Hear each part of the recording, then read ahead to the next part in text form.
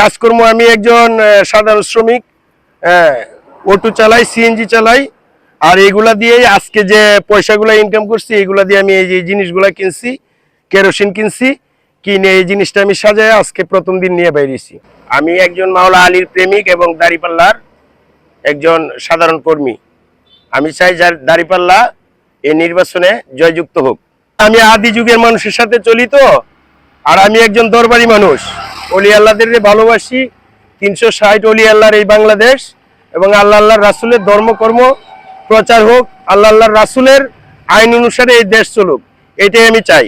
যার কারণে মাওলা আলীর ল্যাম্পটন নিছি হাতে, আর দাঁড়িপাল্লা সাজায়া এলাকা সফর করতেছি, এবং কি এটা জয়যুক্ত হওয়ার জন্য চাইতেছি, সত্য প্রকাশিত হোক। জামাত তো খারাপ না, কেউ যদি খারাপ কাজ করে এটা তার নির্ধারিত নিজস্ব ব্যক্তিগত বিষয়। লোক হিসাবে কেউই খারাপ না, মানুষের তো কোনো দোষ নাই, দোষ হয়েছে নীতির। যার নীতি নাই সে করবে দুর্নীতি, মানুষের তো কোনো দোষ নাই। আল্লাহ রাসুলের ধর্ম এবং আল্লাহ রাসুলের আইন প্রতিষ্ঠিত হোক, এটাই আমি চাই। সত্যের জয় হোক, মিথ্যার বলি হোক, ঠিক আছে। এখন দেশ তো অনেকজনই চালাইছে, সবাই তো করতেছে দুর্নীতি। আমি কোনো অন্যায় চাই না। এই দেশের যে দলেই ক্ষমতায় আসুক, সত্যিকার অর্থে যাতে আল্লাহর রাসুলের ধর্মকর্ম পালন হয়।